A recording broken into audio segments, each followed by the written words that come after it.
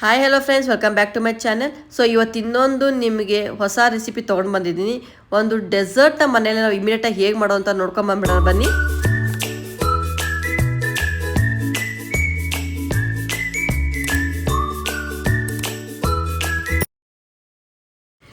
Hi friends, ಬನ್ನಿ recipe ನೋಡ್ಕೊಂಡು ಬಂದುಬಿಡೋಣ. So ನಾವು ಇವತ್ತು ಬ್ರೆಡ್ ರಸ್ಮಲೈ ಮನೇಲಿ ದಿಢೀರಾಗಿ ಹೇಗೆ ಮಾಡ್ಕೋಬೋದು, ಆಮೇಲೆ ಮಕ್ಕಳು ಹಾಗೆ ದೊಡ್ಡ ತುಂಬ ಇಷ್ಟಪಟ್ಟಿರೋವಂಥ ಒಂದು ರೆಸಿಪಿ. ಸೊ ನೋಡಿ, ನಾನು ಒಂದು ಬಾಣಲಿಯಲ್ಲಿ ನಾನು ಅರ್ಧ ಲೀಟರಷ್ಟು ಹಾಲನ್ನ ಅದನ್ನು ಕುದಿಯೋಕ್ಕೆ ಇಡ್ತಾಯಿದ್ದೀನಿ. ಸೊ ನಾನು ಇನ್ನೊಂದು ಚಿಕ್ಕ ಬೌಲಲ್ಲಿ 1 ಟೇಬಲ್ ಸ್ಪೂನಷ್ಟು ನಾನು ಕಸ್ಟರ್ಡ್ನ ಪೌಡರ್ ತೊಗೊಂಡ್ಬಿಟ್ಟು ಅದಕ್ಕೆ ಹಾಲು ಹಾಕ್ಬಿಟ್ಟು ಚೆನ್ನಾಗಿ ಮಿಕ್ಸ್ ಮಾಡ್ಕೊಂಡು ಇಡ್ತಾಯಿದ್ದೀನಿ.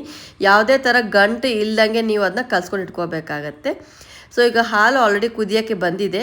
ಸೊ ಈಗ ಕುದೀತಿರೋ ಹಾಲಿಗೆ ನಾನು ಒಂದು ಸ್ವಲ್ಪ ಬಾದಾಮು, ಹಾಗೆ ಒಂದು ಸ್ವಲ್ಪ ನಾನು ಗೋಡಂಬಿ, ಹಾಗೆ ಒಂದು ಸ್ವಲ್ಪ ಪಿಸ್ತಾ ಇಷ್ಟು ಹಾಕ್ಕೊಂಡಿದ್ದೀನಿ.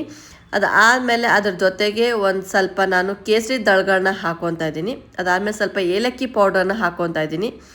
ಅದಾದಮೇಲೆ ನೀವು ಅದನ್ನು ಒಂದು 3-4 ನಿಮಿಷ ಚೆನ್ನಾಗಿ ಕುದಿಯೋಕ್ಕೆ ಬಿಡಬೇಕಾಗತ್ತೆ. ಸೊ ನೀವು ಎಷ್ಟು ಚೆನ್ನಾಗಿ ಕುದಿಸ್ತೀರೋ ಅಷ್ಟು ಚೆನ್ನಾಗಿ ಟೇಸ್ಟಿಯಾಗಿ ರೆಸಿಪಿ ಬರುತ್ತೆ. ಸೊ ನಿಮ್ಗೆ ಈ ವಿಡಿಯೋ ಇಷ್ಟ ಲೈಕ್ ಸಬ್ಸ್ಕ್ರೈಬ್ ಆಗೋ ಫ್ರೆಂಡ್ಸ್ ಕೂಡ ಶೇರ್ ಮಾಡ್ಕೊಳ್ಳಿ. ಸೊ ಇದಾದಮೇಲೆ ನೋಡಿ, ನಾನು ಆ ಕಸ್ಟರ್ಡ್ ಪೌಡರ್ನ ಏನು ನಾವು ಮಿಕ್ಸ್ ಮಾಡ್ಕೊಂಡು ಇಟ್ಕೊಂಡಿಲ್ಲ ಮಿಕ್ಸ್ಚರ್ನ, ಸೊ ಅದನ್ನ ಈ ಥರ ಹಾಕ್ಕೊತಾ ಇದ್ದೀನಿ. ಸೊ ನೀವು ಹಾಕೋಬೇಕಾದ್ರೆ ಚೆನ್ನಾಗಿ ಈ ಥರ ನೀವು ಮಿಕ್ಸ್ ಮಾಡ್ಕೋಬೇಕಾಗತ್ತೆ. ಅದಾದಮೇಲೆ ನಾನು ಸಕ್ಕರೆ ಬದಲು ನಾನು ಈ ಥರ ಕಂಡೆನ್ಸ್ಡ್ ಮಿಲ್ಕ್ನ ಹಾಕ್ಕೊತಾ ಇದ್ದೀನಿ. ಸೊ ಕಂಡೆನ್ಸ್ಡ್ ಮಿಲ್ಕ್ ಹಾಕ್ಕೊಂಡ್ರೆ ಸ್ವಲ್ಪ ನಿಮಗೆ ತಿಕ್ನೆಸ್ ಸ್ವಲ್ಪ ಇನ್ನೂ ಚೆನ್ನಾಗಿ ಬರುತ್ತೆ. ಸೊ ನೋಡಿ, ಈ ಥರ ಇಷ್ಟು ತಿಕ್ಕ ಕನ್ಸಿಸ್ಟೆನ್ಸಿ ಬಂದರೆ ಸಾಕು. ಆಮೇಲೆ ನೀವು ಬರ್ನನ್ನು ಆಫ್ ಮಾಡಿಬಿಡಿ. ಸೊ ತಣ್ಣಗಾಕಕ್ಕೆ ಬಿಡಿ ಒಂದು ಸ್ವಲ್ಪ.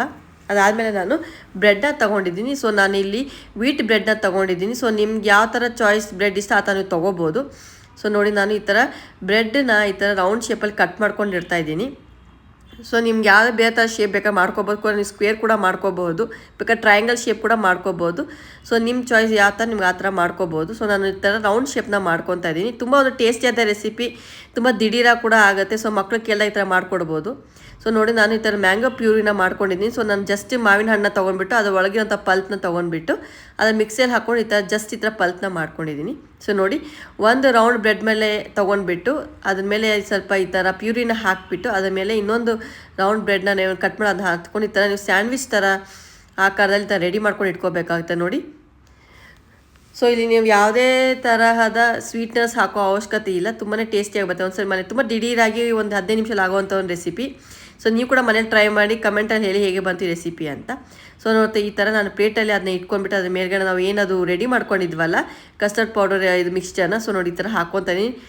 ತುಂಬ ಹೆಲ್ದಿಯಾದ ರೆಸಿಪಿ. ಸೊ ದೊಡ್ಡವರಾಗಿದ್ದು ಇಷ್ಟಪಟ್ಟು ತಿಂತಾರೆ.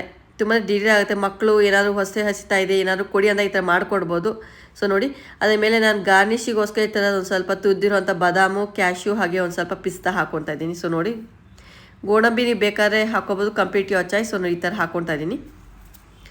ಸೊ ಡ್ರೈ ಫ್ರೂಟ್ಸ್ ಕೂಡ ಇನ್ವಾಲ್ವ್ ಆದಾಗಿಂದ ತುಂಬಾ ಒಳ್ಳೆಯದು. ಮಕ್ಕಳಿಗೆ ತುಂಬಾ ಹೆಲ್ದಿ ರೆಸಿಪಿ ಇದು. ಸೊ ನೀವು ಕೂಡ ಮನೇಲಿ ಟ್ರೈ ಮಾಡಿ. ಅದಾದಮೇಲೆ ನೋಡಿ, ನಾನು ಮೇಲ್ಗಡೆ ಒಂದು ಸ್ವಲ್ಪ ಮಾವಿನ ಹಣ್ಣಿನ ಸ್ಲೈಸಸ್ನ ಈ ಥರ ಹಾಕ್ಕೊತಾ ಇದ್ದೀನಿ. ತುಂಬ ಚೆನ್ನಾಗಿ ಕಾಣುತ್ತೆ, ತುಂಬ ಟೇಸ್ಟಿಯಾಗಿ ಕೂಡ ಬರುತ್ತೆ. ಸೊ ನಮ್ಮ ಮನೆಯಲ್ಲಿ ಅಂತೂ ಇದನ್ನ ಮಾಡಿದ ತಕ್ಷಣ ಇಮಿಡಿಯೇಟಾಗಿ ಖಾಲಿ ಆಗೋಗುತ್ತೆ. ಸೊ ನೀವು ಕೂಡ ಕಮೆಂಟಲ್ಲಿ ಹೇಳಿ ನಿಮ್ಮ ಮನೇಲಿ ಹೇಗೆ ಎಷ್ಟು ಬೇಗ ಖಾಲಿ ಆಯ್ತಂತ. ಮತ್ತೆ ಹೊಸ ರೆಸಿಪಿ ಜೊತೆ ಬರ್ತಾ ಇರ್ತೀನಿ. Until then take care and bye.